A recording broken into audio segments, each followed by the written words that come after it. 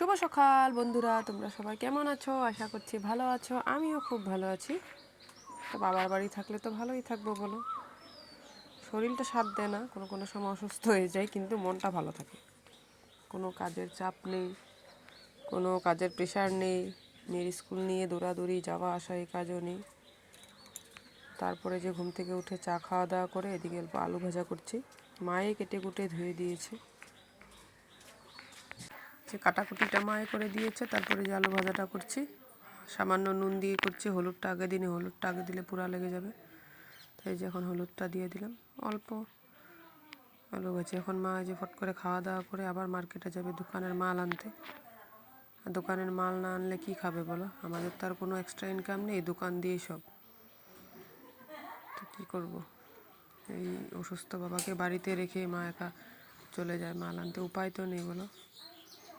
আমি তো ওই বছরে 2 বছরে একদিন আসি, 10-12 বা 15-20 দিন থাকি, চলে যাই।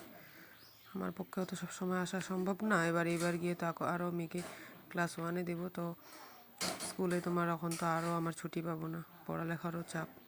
এই দেখো নতুন কড়া একটা আছে, কড়াইটা এটার মধ্যে রান্না করবে না, ওই পুরনো কড়াইটাতে এটাতেই রান্না। এটা যত আমার যত বয়স, এই কড়াটা কি আজকের বলো? এই কড়াটা এত দিনের, আমার বয়স যত কড়াটার বয়সও তত। আমি বলছি এই কড়াইটা ফেলে দেবো, এটার মধ্যে রান্না করবে না।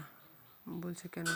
এখনও তো ভালো আছে, কিন্তু খুব পাতলা হয়ে গিয়েছে, কিন্তু এখনও সুন্দর আছে রান্না করতে। দেখছো কোনো অল্প লাগেও নি, আসে না যে তলায় লেগে যায়, লাগেও নি। দেখতে পাচ্ছ সুন্দর। আলু ভাজা কমপ্লিট, এখন ঢেকে রেখে দিব। মেয়ে অল্প পড়তে বসেছে, যেদিকে লেখালেখি করছে। না পড়লে তো হবে না, স্কুল না গেলে কী হবে? পড়ার অভ্যেসটা তো থাকবে। আর যদি লেখা পড়া বন্ধ করে দেয় তো ওখানে গিয়ে অসুবিধা হবে, ভুলে যাবে আরও। তার জন্য ঘুরতে আসলেও এখানে বইটা নিয়ে এসেছি। আর খাতা, কাঠ পেন্সিল, রাবার, শার্পনার এগুলো তো দোকানে আছে, তো ওখান থেকে নিয়ে ওই যে লেখাপড়া করছে। তারপরে যে কাঁঠালের সবজি রানবো।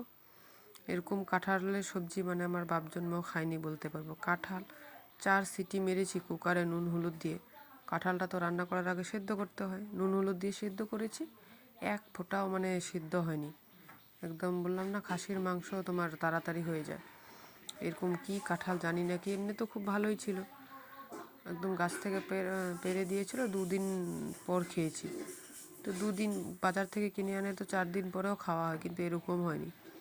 এত সুন্দর করে মাংসের মতন কষা কষা করে রান্না করেছি, একদম বাজে। রাত্রেবেলা এসে দুপুরে তো জেন তেন খেয়েছি, ওটা দিয়ে ওখানে কী খাবো?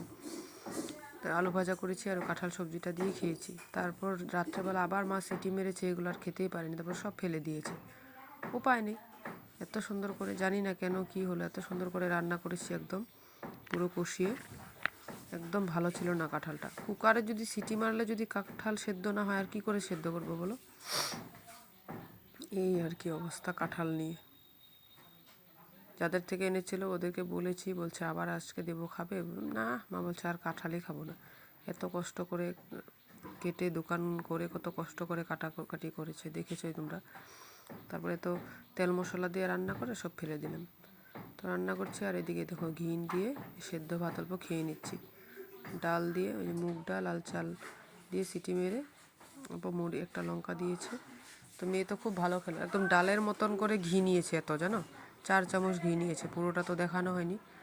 তারপরে দিকে যে এটা কষিয়ে নিচ্ছে, এখন রান্না করব।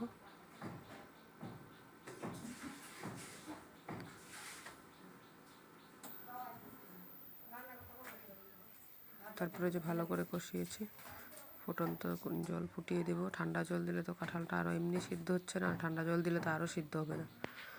তার জন্য গরম জল যে বসিয়েছি, ফুটন্ত জল দিয়ে দিব। ভালো করে কষানোটা কমপ্লিট হোক, ঢেকে ঢেকে করছি, তারপরেও সিদ্ধ হয়নি। দেখো ঢেকে ঢেকে সিদ্ধ করছি, এত সুন্দর করে 2 ঘন্টা দিয়ে রান্না করেছি, তারপরেও সিদ্ধ হয় না।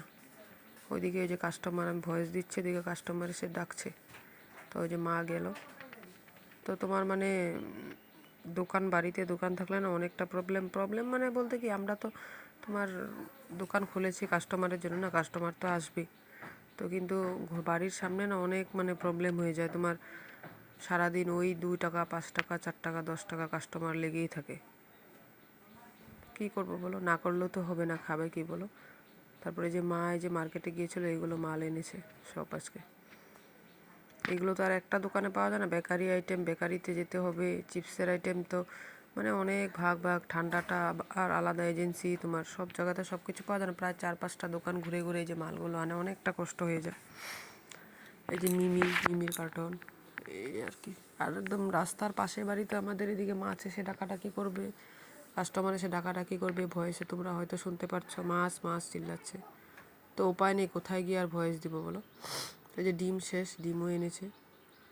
তারপর খাওয়া দাওয়া করে এই যে বিকেলবেলা অল্প রেস্ট করে এখন 5টা মতন বাজে। ওই দুর্গাপুজোতে শাড়ি নিয়েছিলাম, মানে বাবা দিয়েছিল, শ্বশুর বাবা। এটার ব্লাউজ আর বানানো হয়নি। আমি না ওখানে বেশি ব্লাউজ বানাই না। এইখানে বাবার বাড়িতে এসে যত শাড়ি থাকে সব ব্লাউজগুলো এখানে বানিয়ে নিয়ে যায়। তো ম্যাচিং ব্লাউজ দিয়ে না পরলে দেখবে ভালো লাগে না। আর আমার আগের ব্লাউজগুলো শাড়ির একটাও হয় না, সব টাইট হয়ে গিয়েছে। তার জন্য ব্লাউজটা বানিয়ে দিয়ে আসলাম। তারপরে সে এই যে পেটিস এনেছিল, বেকারি আইটেম দেখালাম না দোকানের জন্য, তো খাওয়ার জন্য সবজি পেটিস এনেছিল। মেয়ে যে পুরো বড় পেটিসটা নিল, কিন্তু অল্প খেতে পারিনি। আর যেগুলো সবজি এনেছে, এই যে ঢেঁড়স দেখতে পাচ্ছ, ঢেঁড়স, ফুলকপি, করলা, জিকা, কলা, পটল, তারপর তোমার আরও কী কী এনেছে, জিকা অনেকটা এনেছে, প্রায় 1.5 কিলো।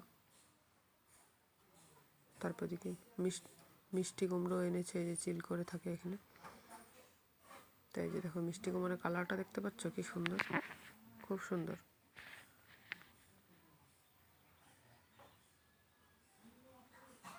তো আমাদের সবজি অনেক লাগে, অনেক। বাবার তো সুগার না, আজকে প্রায় 25-26 বছর হয়ে গেল সুগার। বাবা ইনসুলিন হলো, একদিন তোমাদের সাথে শেয়ার করব।